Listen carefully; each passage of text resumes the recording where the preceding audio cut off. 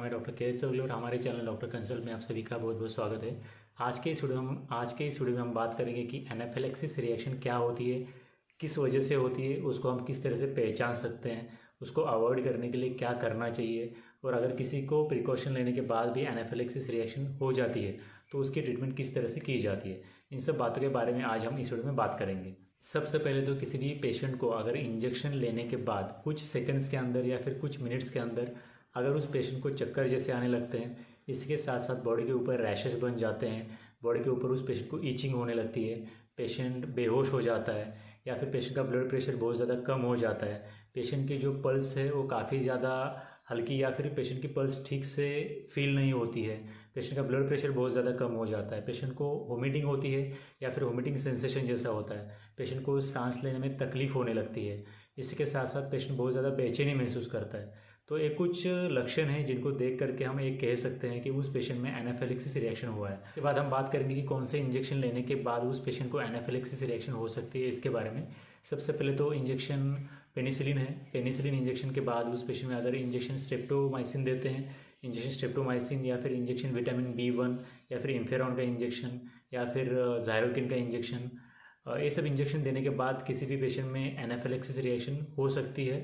अगर इन इंजेक्शन के बिसाइड हम बात करें तो जो सीरम इंजेक्शन्स होते हैं, जैसे कि एंटी टेटेनस इंजेक्शन हो गया या फिर एंटी डायप्थीरिया इंजेक्शन हो गया या फिर एंटी स्नेक वेनम का इंजेक्शन हो गया, ये कुछ इंजेक्शन्स है जो कि सीरम इंजेक्शन्स होते हैं। इनके वजह से भी किसी भी पेशेंट में एनाफिलैक्सिस रिएक्शन हो सकता है। इसी के साथ साथ IVP, CT स्कैन और माइलोग्राम करने के लिए जो आयोडीन कंटेनिंग डाई इस्तेमाल होती है, उसके वजह से भी किसी भी पेशेंट में एनाफिलैक्सिस रिएक्शन हो सकती है। तो इसके बाद हम बात करेंगे कि एनाफिलैक्सिस रिएक्शन रोकने के लिए क्या कर सकते हैं। इसके बारे में पेशेंट में एनाफिलैक्सिस हो जाने के बाद उस पेशेंट को बचाने की कोशिश करने से बेहतर है कि शुरू में ही उस पेशेंट को टेस्ट डोज दिया जाए। टेस्ट डोज किसी भी इंजेक्शन का देने से हम पता कर सकते हैं कि उस पेशेंट में उस इंजेक्शन की वजह से एनाफिलैक्सिस हो सकता है या फिर नहीं हो सकता। तो टेस्ट डोज कैसे देते हैं इसके बारे में हम बात करेंगे। सबसे पहले तो जिन भी इंजेक्शन के बारे में मैंने अभी इससे कुछ समय पहले बात की, उनमें से कोई भी इंजेक्शन अगर आप लगवाना चाहते हैं या फिर लगाना चाहते हैं तो सबसे पहले तो इंसुलिन की सीरीज लेनी है और उसमें 0.1 ml उस ड्रग का या फिर इंजेक्शन का अमाउंट लेना है। उसके बाद उस इंजेक्शन को उस पेशेंट को इंट्राडर्मली इंजेक्ट करना है। उस तरह से इंजेक्ट करने के बाद उस पेशेंट को आपको आधे घंटे के लिए ऑब्जर्व करना है। उस आधे घंटे में अगर उस पेशेंट को जहाँ पे आपने वो ड्रग इंजेक्ट किया है वहाँ पे अगर एक इंड्यूरेटेड व्हील बन जाता है या फिर उस पेशेंट को बॉडी के ऊपर रैशेस आने लगते हैं, आर्टिकेरिया हो जाता है, ईचिंग होने लगती है, या फिर आधे घंटे के अंदर उस पेशेंट के बॉडी के ऊपर रैश आ जाती है, उस पेशेंट को बॉडी के ऊपर खुजली होने लगती है, आर्टिकेरिया हो जाता है, वोमिटिंग होती है या फिर वोमिटिंग सेंसेशन होता है, या फिर उस पेशेंट को बेचैनी महसूस होती है, चक्कर जैसे आने लगते हैं, तो फिर इन सब केसेस में उस पेशेंट को इस तरह का इंजेक्शन नहीं दिया जाना चाहिए। और अगर इसमें से कोई भी तकलीफ उस पेशेंट को आधे घंटे के अंदर नहीं होती है तो फिर उस इंजेक्शन को आप उस पेशेंट में सेफली दे सकते हो। लेकिन बहुत से बार ऐसे भी देखा गया कि किसी भी पेशेंट में जो इंजेक्शन पहले दिया जा चुका है या फिर जिस इंजेक्शन के लिए उस पेशेंट को टेस्ट डोज दिया जा चुका है, दोनों भी कंडीशन में उस पेशेंट में एनाफिलैक्सिस होने के थोड़े बहुत चांसेस हमेशा बने रहते हैं। इसलिए कभी भी किसी भी केस में एनाफिलैक्सिस को फेस करने के लिए और हैंडल करने के लिए किसी भी डॉक्टर को तैयार रहना चाहिए। तो इसके बाद हम बात करेंगे कि किसी भी पेशेंट को अगर एनाफिलैक्सिस रिएक्शन आती है तो उसको किस तरह से मैनेज करें, किस तरह से हैंडल करें, किस तरह से ट्रीट करें। इसके बारे में सबसे पहली बात तो अगर किसी भी पेशेंट में एनाफिलैक्सिस रिएक्शन आती है तो सबसे पहले उस पेशेंट को सुपाइन पोजीशन में हॉरिजॉन्टली या तो ज़मीन पर या फिर अगर बेड अवेलेबल है तो बेड पर लिटाना है सुपाइन पोजीशन में।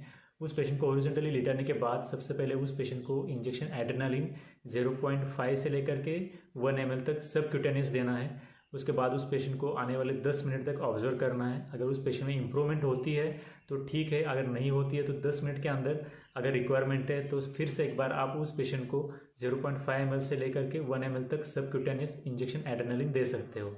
इंजेक्शन एड्रेनालिन देने के बाद उस पेशेंट में इंजेक्शन एविल इंट्रामस्कुलर या फिर इंट्रावेनस दे सकते हैं, डिपेंडिंग ऑन कि उस पेशेंट को कितने सीवियर सिम्टम्स आ रहे हैं। इसके बाद उस पेशेंट में इंजेक्शन डेक्सामेथासोन 2 cc उस पेशेंट में IV या फिर IM दे सकते हैं। वो भी IV देना है या फिर IM देना है, डिपेंड करता है कि उस पेशेंट में सिम्टम जो है एनाफिलैक्सिस के कितने सीवियर आ रहे हैं इसके ऊपर।